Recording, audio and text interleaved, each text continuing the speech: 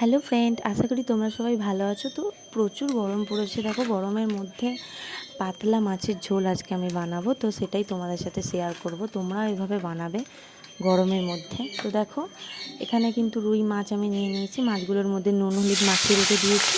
তেলটা গরম করে আমি মাছগুলো দিয়ে দিচ্ছি।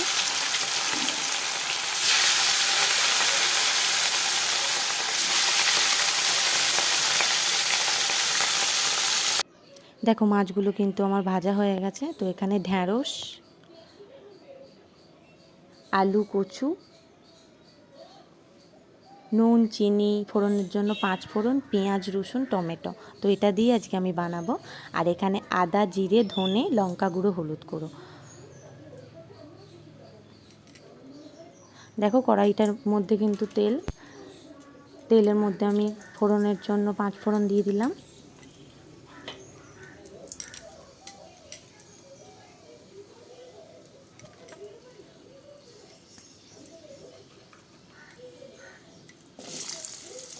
পেঁয়াজগুলো আমি দিয়ে দিলাম।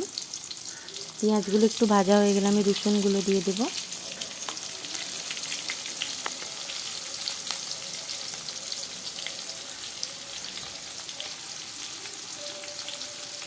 পেঁয়াজ আর রসুন কিন্তু আমি সামান্য নিয়েছি, খুব বেশি না, যেহেতু আমি পাতলা ঝোলটা বানাবো।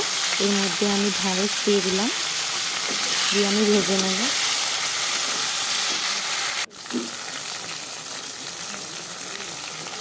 দিয়ে টমেটোটা আমি দিয়ে দিলাম এর মধ্যে, দিয়ে নাড়াচাড়া করলাম। দেখো ঢ্যাঁড়সগুলো কিন্তু আমার ভাজা হয়ে গেছে। এর মধ্যে আমি আলু আর কচুগুলো দিয়ে নাড়াচাড়া করব। একটু কষতে হবে।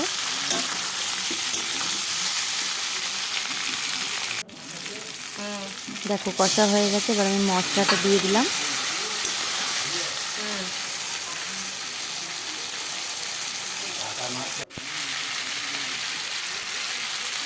নুনটা দিয়ে দিলাম পরিমাণ মতো।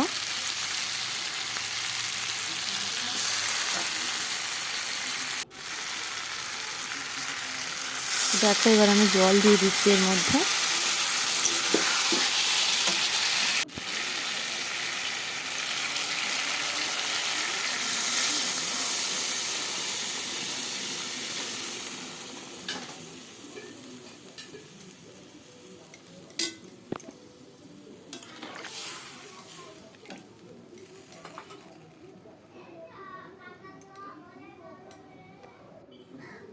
ঝোলটা আমার ফুটছে, তো এর মধ্যে আমি মাছগুলো দিয়ে দিচ্ছি।